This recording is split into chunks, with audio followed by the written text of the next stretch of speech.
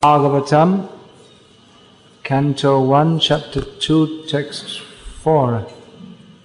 Translation and commentary by His Divine Grace, A.C. Bhaktivedanta Swami Prabhupada. Translation. Before reciting this Srimad Bhagavatam, which is the very means of conquest, one should offer respectful obeisances unto the personality of Godhead, Narayana, unto Narayana Rishi, the supermost human being, unto Mother Saraswati, the goddess of learning, and unto Srila Vyasadeva, the author.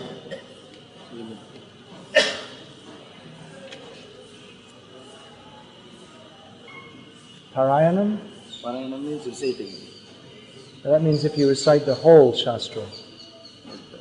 If you just receive, Patanam is better. Pat. Okay, just hold it there. And I'll read one line, then you translate. Purport. All the Vedic literatures and the Puranas are meant for conquering the darkest region of material existence. The living being is in the state of forgetfulness of his relationship with God due to his being overly attracted to material sense gratification from time immemorial. His struggle for existence in the material world is perpetual, and it is not possible for him to get out of it by making plans. If he at all wants to conquer this perpetual struggle for existence, he must re-establish his eternal relation with God. And one who wants to adopt such remedial measures must take shelter of literatures such as the Vedas and the Puranas. Foolish people say that the Puranas have no connection with the Vedas. However, the Puranas are supplementary explanations of the Vedas intended for different types of men. There are men who are conducted by the mode of goodness, others who are under the mode of passion, and others who are under the mode of ignorance. The Puranas are so divided that any class of men can take advantage of them and gradually regain their lost position and get out of the hard struggle for existence. Srila Sutta Goswami shows the way of chanting the Puranas. This may be followed by persons who aspire to be preachers of the Vedic literatures and the Puranas. Srimad Bhagavatam is the spotless Purana, and it is especially meant for them who desire to get out of the material entanglement permanently. Before reciting Srimad Bhagavatam, respects are offered to great personalities. Narayana, the greatest of personalities. Narayana Rishi, who have shown the way of austerity for humankind, which is repeatedly mentioned throughout Srimad Bhagavatam. Tapo divyam putraka yena saddam shuddhyad yasmad brahma sokyam tvanantam.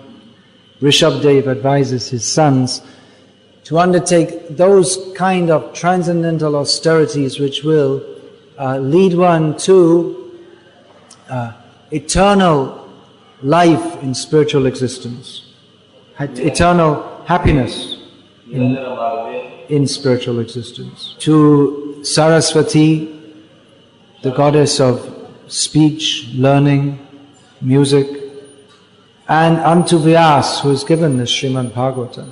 Vyas is known as Vedvyas, he who has divided the Vedas. Previously Ved was there, he divided into 4, into 3 and then 1, and presented the Vedas with its corollary parts for the understanding of human beings in the age of Kali. What does it mean to understand Vedic knowledge? There are different schools of Vedic knowledge, and 6 main schools are there, which they're called Vedic schools because they all accept Shruti Pramana. They accept the Vedas as evidence of reality. So they all accept that there is a truth. There is a factual message of the Vedas, but they all come to quite different conclusions as to what that truth is. And even the Vaishnavas, they accept Vedanta Darshan. But even within Vedanta Darshan, there are two divisions who are quite opposed to each other. Generally, when we hear talk of Vedanta, we think of Mayavadis because they seem to have usurped Vedanta Darshan. Later, persons who consider themselves neo-Vedantists have attempted to synthesize all these paths by saying that all paths lead to the same goal, and thus proposing to put an end to centuries of quarrel over what is the actual message of the Vedas.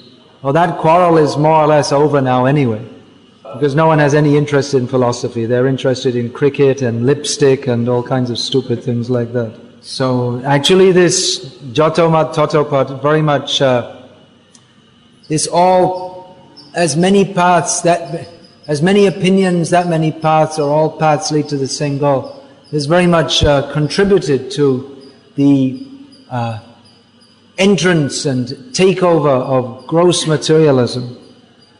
Many years ago, I remember reading for the first time in one of Prabhupada's purports of Chaitanya Charitamrita Adi Leela chapter 7, stating that the Mayavadis of Varanasi and the Buddhists of Sarnath, they're all actually gross materialists. Sarnath. So I was surprised because so how is that? Because they're sadhus, and they're austere, and they appear to be dedicated to spiritual life, even if we have a different opinion to them. They don't seem to be like gross materialists. I mean, you don't usually. I mean, Shankaracharya may have taken up temporary residence in a certain section of Vellore, but we don't expect him to be drinking wine and smoking cigarettes. So how are they gross materialists? I mean, it might seem like subtle materialists, but how gross materialists? Well, the answer is because they have no concept of spiritual reality. The Buddhists have no concept of reality whatsoever. They've developed several complex philosophical systems, depending on which school of Buddhism you adhere to, all to explain that there is nothing anyway. Shunya, yes, that's the word. Everything is nothing. And the Mayavadis, they strongly oppose the Buddhists and say, no, everything is not nothing. There is Brahman, but it has no shape, no form, no place, no smell, no sound, and you can't understand it. So it has all the characteristics of nothingness, but it's not nothing, it's Brahman. So actually what happens is that they appear to be spiritualists, but they have no concept of spiritual reality, which means that they're just left with matter.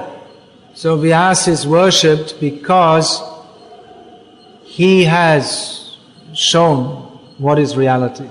And that people misunderstand him is their misfortune. But Vyasa himself in Vedanta Sutra has he's shown how all these different wrong ideas are not what he is presenting. And in Srimad Bhagavatam, he has gone further than indicating the Vastavam, the reality, Vastava Vastu, the really real thing. Vastava Vastu means the really real thing. Mayavadis say the Vastu is Brahman, but it's Avastav.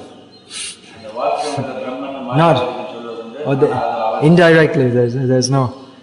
It doesn't have any of the qualities of Vastu. So Vastava Vastu, Vedyam Vastavam, Atra Vastu. This is the actual subject of the Vedas, the the reality of the Vedas. Srimad Bhagavatam describes. So Vyasa is worshipped especially for presenting Srimad Bhagavatam, which gives the actual purport of the Vedas in an inambiguous manner. Ambiguous means not clear. You can say in a clear manner, but if you say in inambiguous, it specifies that it's specifically not unclear. So if you can say that in Tamil. Because all the Vedas are meant for indicating Krishna, but in many parts of the Vedic literature, that may not be very clear to persons who do not have the Krishna conscious vision. For one who has Krishna conscious vision, he sees Krishna everywhere. He doesn't need Shastra to see. He doesn't have to see through the eye of Shastra to see Krishna, because anyway he sees Krishna with his purified vision.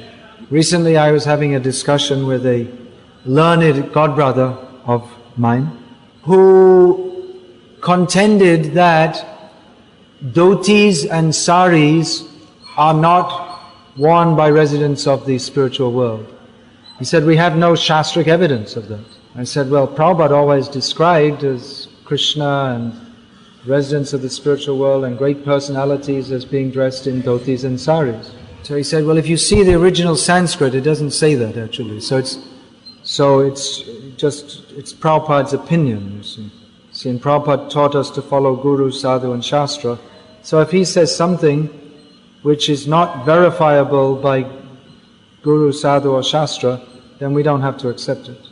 This was the argument being given. So I replied that Prabhupada, he's seeing Krishna.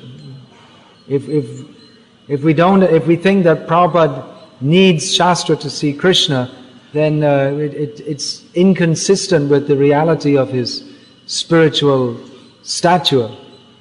I mean, you might want to take your blue jeans to Vaikuntha, but Prabhupada always described that the residents of the spiritual world are dressed in dhotis and saris.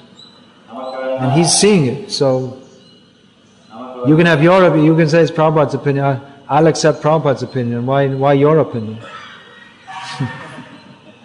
So, the vision to see Shastra as it is comes from those who are Tattvadarshi in the fullest extent of this word. Tattvadarshi, that's generally understood to mean one who has understand the philosophical truths. But Tat, that ultimately means Krishna. So Tattva means, in the highest sense of the term, the word Tattva means that which explains Krishna, or Krishna-ness. Krishna is full of Krishna-ness. Bhagavan has his Bhagavata. There's a word for it. So, Premanjana Churita Bhakti Vilochanena Santa Sadaiva Hridayeshu Vilokayanti. Lord Brahma says that those whose eyes are tinged with the ointment of love, they see Krishna within their heart always and everywhere. And Chaitanya Mahaprabhu has described that not only within the heart but everywhere at all times. Krishna also, Yomam Pashati Sarvatra Sarvam Chamai Pashati. Tasyaham Napranashame Sachame Napranashati. Krishna also says. So Vyas has given us the Vedas, and the Acharyas, who are the seers of the truth of the Shastra, they direct us as to what is its meaning. Otherwise, without the Acharyas, then we can't understand Shastra. Shastra is the guide, how we can come out of the darkness of ignorance and come to the reality. But Shastras are not do-it-yourself guidebooks. You know, like these do-it-yourself books, you learn Hindi through Tamil, Rapidex, something like this. So there's learn how to I don't know. There's so many things. But of course, it's much more helpful. Even to learn Hindi through Tamil, it'll be very difficult. Even with the Rapidex book, it'll be very difficult to do so without the association of people who speak Hindi. And what to speak of more complex subjects. Teach yourself heart surgery. Anyone want to volunteer to be the patient? I learned from a book how to do heart surgery. I'll give you a cheap operation, only half price. You can save the rest for the cremation. So this knowledge of the Vedas is even more subtle, more complex. I mean, if you misunderstand one word, then the whole thing is lost. Just like I was saying on the followers of Vedanta Darshan, what is Brahma? And then someone understands this way, someone understands another way, and their whole philosophy is completely different on the basis of that. Kim tad Brahma kim adhyatma. So the acharyas, they know what is the message of Vyasadeva.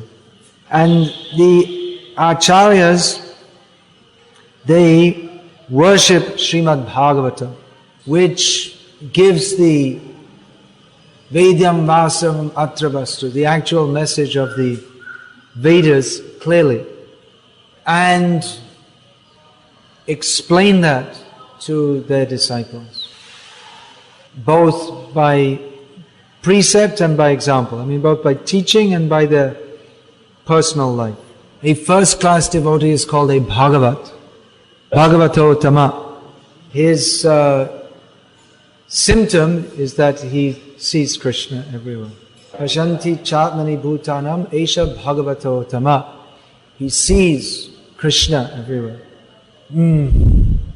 Yesterday I was describing how when Sri Siddhanta Saraswati wanted to describe came to describing the symptoms of topmost devotees, he said, you can just see my Gurudev, you will see in him. So, person Bhagavat is non-different from the book Bhagavat, is non-different from Bhagavan. Non-different from Bhagavan in that his whole existence is imbued with Bhagavat Smaran, remembrance of the Lord, Bhagavat Sfurti, this, how do you say Sfurti? Means his whole life is enlivened by the Lord. Bhagavan is manifest to him wholly and totally. And Bhagavat Seva, his whole life is dedicated to the service of the Lord. Many times I was thinking, just like we see Prabhupada is arguing with atheists on the existence of God, but and giving examples and this and that, but we may ask, how is Prabhupada so convinced? Prabhupada is giving so many arguments, and other people are giving other arguments. But for Prabhupada, it wasn't a matter of establishing by argument. He's with Krishna all the time. He's giving different arguments, maybe from Shastra, from logic, and the atheists will say, well, show me God. They think if you can see, well, that's evidence. So no one's arguing that this steel dhaba doesn't exist. Steel tumbler, it's called here, okay. I learned a Tamil word. Everyone can see. Prabhupada is seeing Krishna. But we don't see Krishna because we don't want to see Krishna. If we see Krishna, it'll interfere with our sense gratification. So Prabhupada shows us Krishna through Shastra, but for him the Shastra is not required to establish the existence of God. For the Bhagavatas, the Shastra, of course they utilize for preaching, or they serve the Shastra by preaching. But the Bhagavatam is the topmost Shastra because it not only gives evidence of Krishna, but Bhagavatam is non-different from Krishna in explaining his leelas. So the devotees, they experience Krishna by reciting Bhagavatam. Now you may say, well, anyway, if they're seeing Krishna all the time, then what do you need Bhagavatam for? Yep. But it is the nature of bhakti that a devotee in various ways remembers Krishna, experiences Krishna, appreciates Krishna.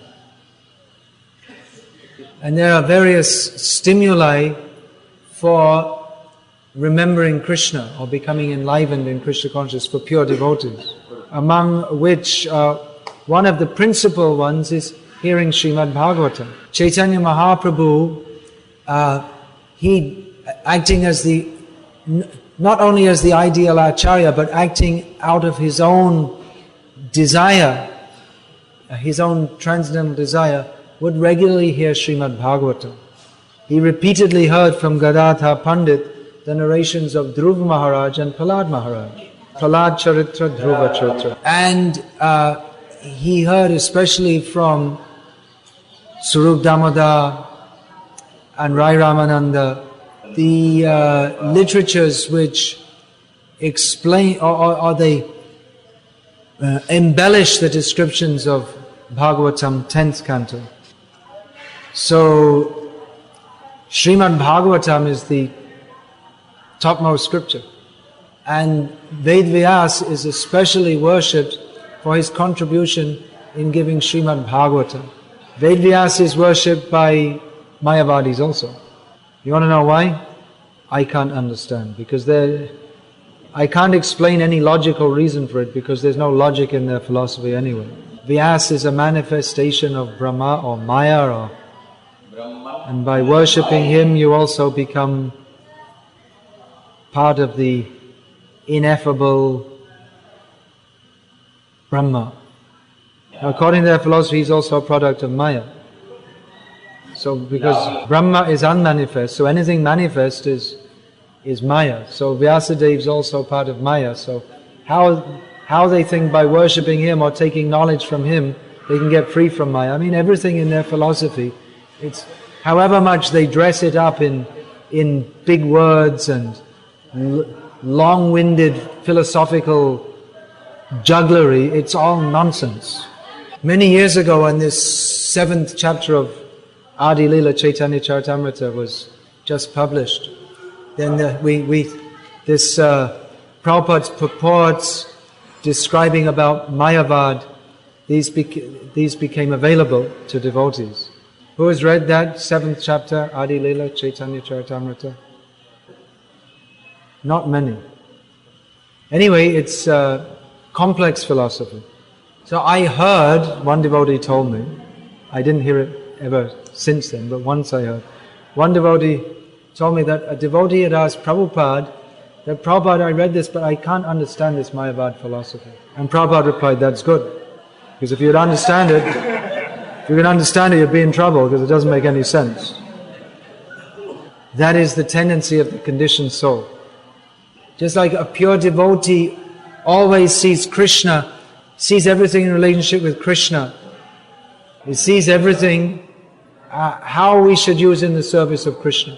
For a pure devotee, yukta vairagya is a natural function of his existence. So in the same way, a non-devotee sees everything how I can use for my own sense enjoyment. So he also sees Krishna as an object for his sense enjoyment, and sees Shastra as something to, how I can extract some sense gratification from this. Even the Mayavadis, they're stressing tapasya, vairagya, and they're actually doing that, but they are extracting from that the sense gratification of thinking themselves very much superior to others.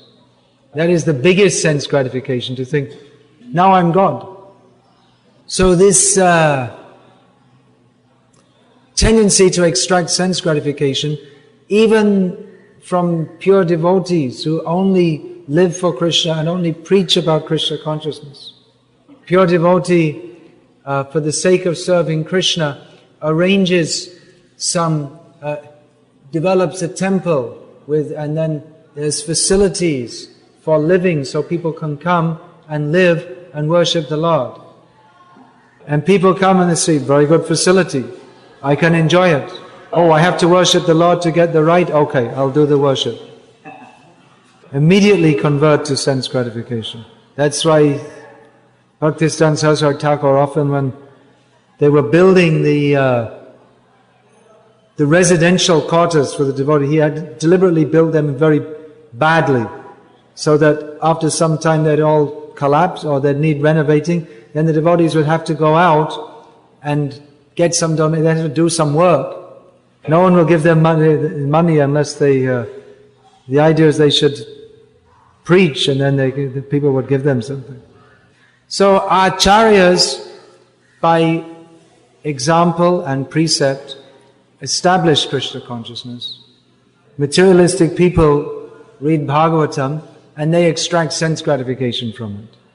By reading Bhagavatam, we'll become pious and then we can enjoy sense gratification. And people have the culture that we should offer something to speakers of Bhagavatam, some money, some umbrellas, things like this, and we'll get some piety. And the speaker of Bhagavatam thinks, well, that's pretty good. You see, I speak Bhagavatam and people give me money, umbrellas, collect 50 umbrellas, take them back to the shop, sell them wholesale, and it's a good business.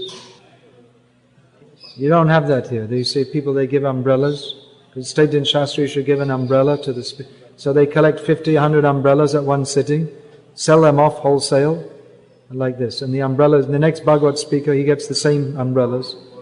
And it goes like this, back and forth. Good umbrella business. One professional Bhagavatam speaker, it seems he became so much frustrated by Bhaktisiddhanta Saraswati Thakur's preaching against this Bhagavad business, that he said that I'm prepared to sweep the streets if I get more money. Then,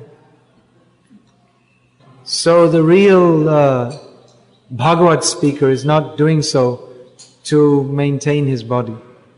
And the real Bhagavad speaker doesn't avoid the many verses which take up subjects which are unpleasant to hear for materially attached people.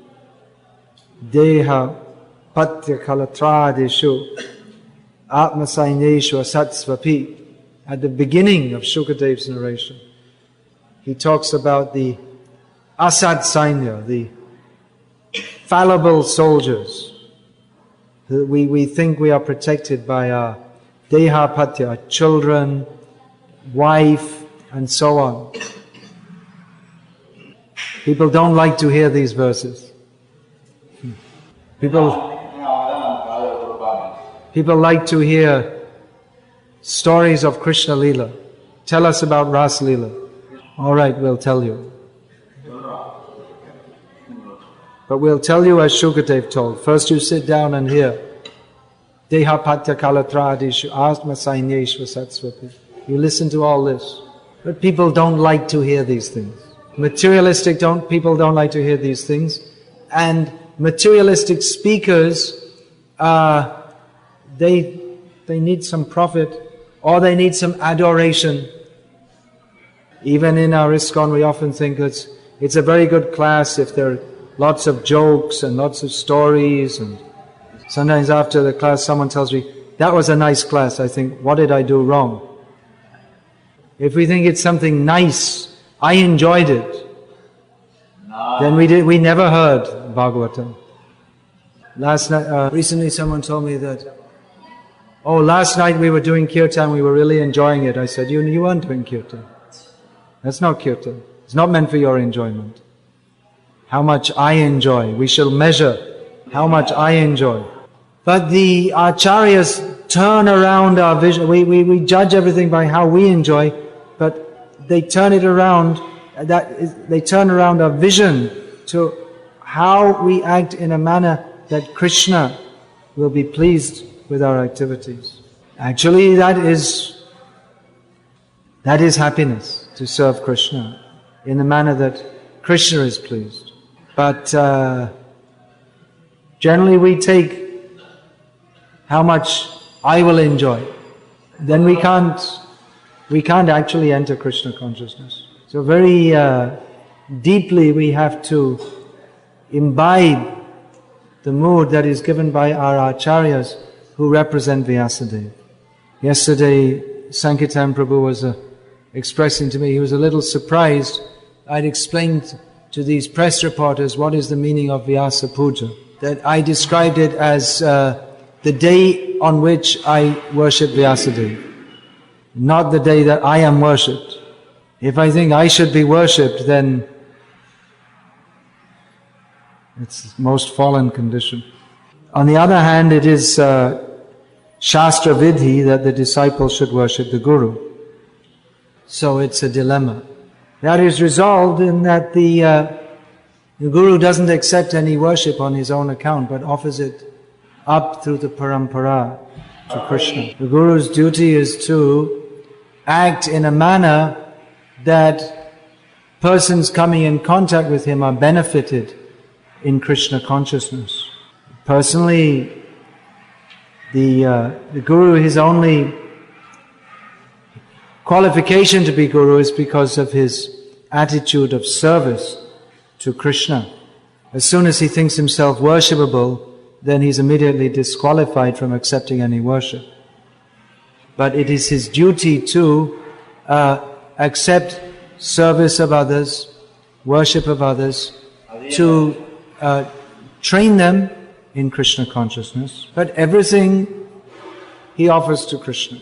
Because he's practiced in doing so, anyway, whatever he does he offers to Krishna, so they can also offer the service of others to Krishna. But his only motive in doing so is to see that others can progress in Krishna consciousness.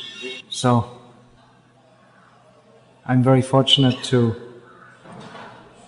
have the association of so many devotees here. I know you think that I'm helping you in Krishna consciousness, but you're also helping me. You're so kindly listening to what I have to say. We can also speak to the four walls, but it's more enlivening to have the association of devotees. There is nowadays there's one idea called Ritvikism or Sikhism, something like that. Sikh because after Guru Govind Singh, they've no more gurus in Sikhism. So the contention is that no one should be a guru and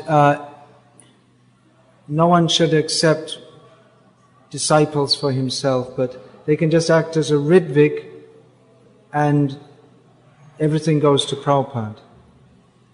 Prabhupada's the actual guru. You haven't been on the internet enough, you don't know what it is.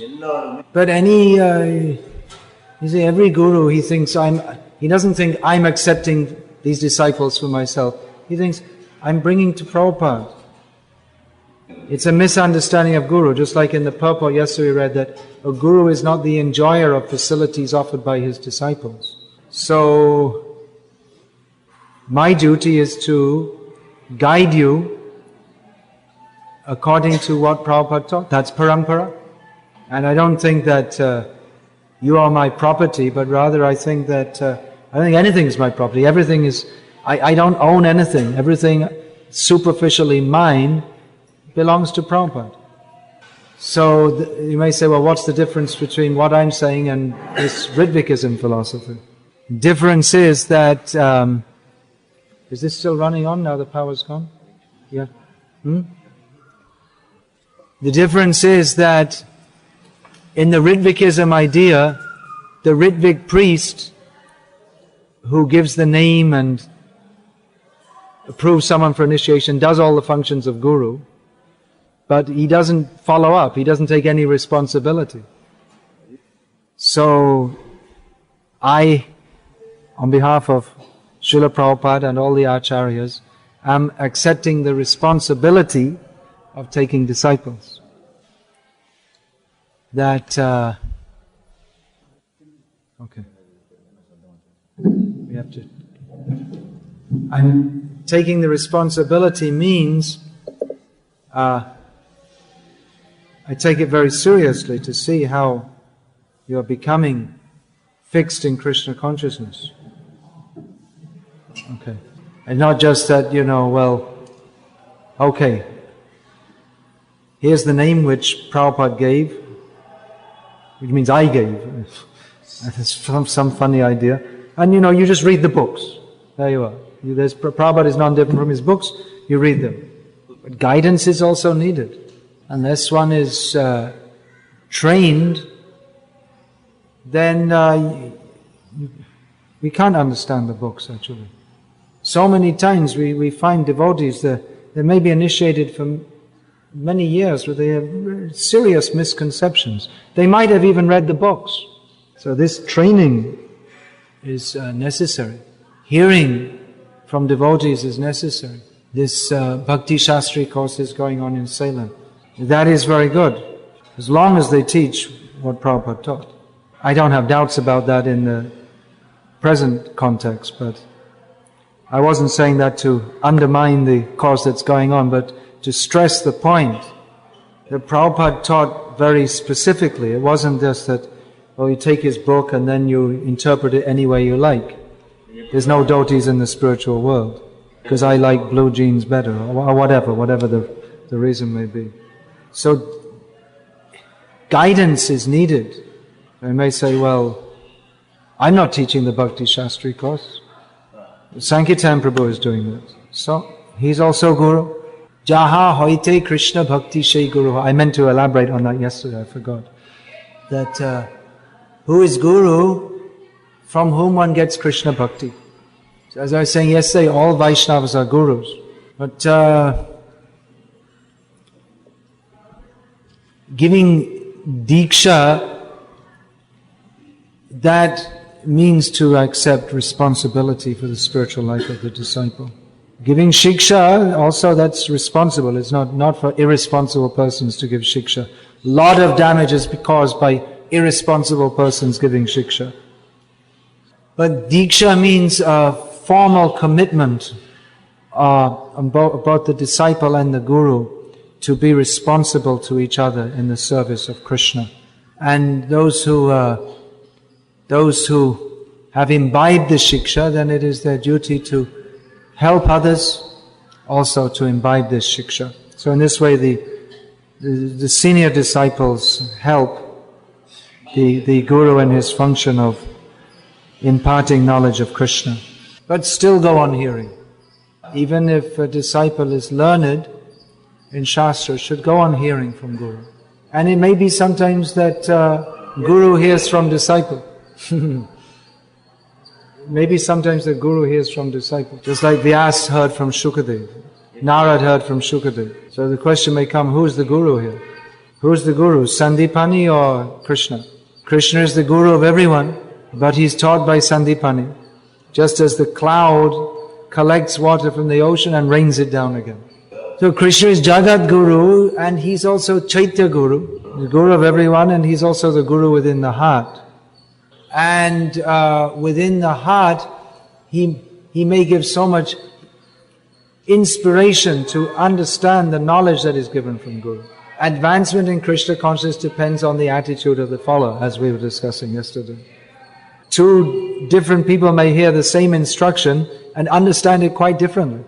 Just like we find in the Upanishads, I believe it's described that Virochana, king of the demons, and Indra, king of the devas, approached Brahma for instruction. And Brahma instructed that we are the body, and Virochana was very happy. Oh, very good, I understood, and he went away. But Indra said, is there any higher knowledge than that? And then Virochana already gone away, okay, got rid of him. And then he instructed Indra in actual knowledge of spiritual life. So different people may understand differently. If we're not very sincere to understand, then by hearing from Guru we may increase our materialistic propensities. Those who are sincere, Krishna from within will give them the intelligence to receive the pure messages of Krishna consciousness. And he may give inspiration to understand in some ways even that have not been directly expressed by the Guru. So in this way, Shukadev, he found some things in Bhagavatam which Vyasadeva hadn't expressed. All the acharyas came and explained Shastra, the Vaishnava acharyas came and explained. But they didn't find what Chaitanya Mahaprabhu came to give. So Shastra is dynamic, it's not dead book. Guru guides out of the darkness, and when a disciple is mature, then Krishna may bless him with so many realizations. But disciple never thinks that now I have surpassed my Guru. Even in some ways he may apparently have done so. Just like Prabhupada, he preached so much more widely than did Bhaktisiddhanta Saraswati Thakur. But he always said, it's only by the mercy of my Guru Maharaj. He said, he never took personal credit for himself. He said, if I have any credit, it's because I simply tried to follow my Guru Maharaj. And Bhaktisiddhanta Saraswati Thakur also, even though he preached far more widely than his gurus, Gaur Kishore Das Babaji Maharaj, Bhaktivinoda Thakur, but he always ascribed everything to their mercy, which in fact it is. Although Gaur Kishore Das Babaji Maharaj was apparently illiterate and Bhaktisiddhanta Saraswati Thakur was Saraswati, knowledge personified. But Bhaktisiddhanta Saraswati Thakur said all the knowledge of Shastra is contained in one drop of dust from the lotus feet of my Guru Dev. So we should approach this with this aprakrita vichar, non-material concept, with faith that there is beyond this material I want, I don't want, sankalpa vikalpa, beyond this accepting and rejecting, there is surrender to Krishna, and beyond that, love of Krishna. And seeing the behavior of devotees in this world, we can understand that reality, they are living in reality. That the great devotees, they demonstrate the reality of Krishna consciousness by their very existence. If we have doubts about Krishna consciousness, then we have to think, then Prabhupada was, everything he did and everything he said and everything he strove for, it was just an illusion, or what is this? Either Krishna consciousness is real or Prabhupada was in illusion. So are we in illusion or he's in illusion? You want to explain that? Again, I'm giving many examples from Bhaktisiddhanta Saraswati Thakur because I'm studying and trying not in a material way, but studying his activities and teachings. So, he described that when he approached Srila Gaur Kishore Das Babaji Maharaj, he found that Babaji Maharaj didn't care at all for Siddhanta Saraswati's worldly qualities. Siddhanta Saraswati was very much respected for his coming from a good family, being very morally upright, being very learned. And wherever he went, whoever he met, people respected him for that. But when he came to Gaur Kishore Das Babaji Maharaj, he didn't care about that at all. That is so much superior that to him these things don't matter at all. Then he said, I could realize the worthlessness of all those qualities which myself and others considered to be laudable. So the pure devotees, they demonstrate by their very lives, they show what is Krishna consciousness. They are living testimony to those who are not so grossly atheistic as to deny it. They are living testimony of the reality of Krishna consciousness. And so many great acharyas have appeared in this world, and it behooves us to study their activities, their teachings. By doing so, by their mercy, they will pull us up to their platform. Bhaktisiddhanta Saraswati Thakur was saying that when Chaitanya Mahaprabhu came, so many great personalities, pure devotees, Mahabhagavats were present in this world. But gradually the flow of bhakti became obstructed by the caste Goswamis and others. So he said, I was thinking that how could I couldn't get that association of great devotees. But he said, I feel myself very fortunate that Krishna has sent to me so many devotees who are in no way less than the direct associates of Chaitanya Mahaprabhu. So I must say I also feel myself very fortunate to have the association, especially some of my disciples are taking Krishna consciousness very seriously.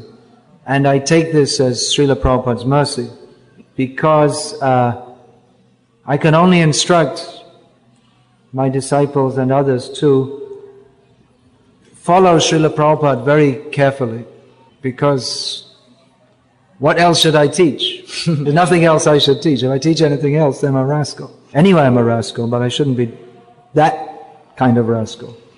And we're seeing the result, that those who follow, then by the mercy of Srila Prabhupada, which is manifest as mercy upon me, then I see that devotees are developing very, very nicely. We're seeing that the mercy of Prabhupada is manifested in this way. And throughout the world, whoever's following Prabhupada's instructions carefully, then the result is that Evam prasana manaso bhagavad bhakti yogataha. One becomes happy in Krishna consciousness. And if we're not following strictly both in the letter of the Prabhupada's instructions and in the spirit of Prabhupada's instructions, then we'll misunderstand and then we'll fight with each other and so many useless things. Happy with those disciples who are taking this up very seriously, and I ask you all to please do so. Just stay steady in this process. Many times devotees ask me, do you have any specific instruction for me? First, you follow all the basic instructions. If you can do that, that's very good. Then what else to do, that will become manifest. But first, follow all the basic things. Everything comes from these basic principles. If we don't follow these basic principles, then everything else will simply be a cause of distress. We can build a big temple, but if we don't follow the basic principles, we don't have the basic attitude of service to the Lord, then that big temple will simply become something that we fight over or eat and sleep in. So basic things. Chant Mahamantra, associate with devotees, study Prabhupada's book. Anukulyasya sankalpa pratikulyasya varjanam. Accept everything which is conducive for practicing Krishna consciousness and reject everything else. Hare Krishna.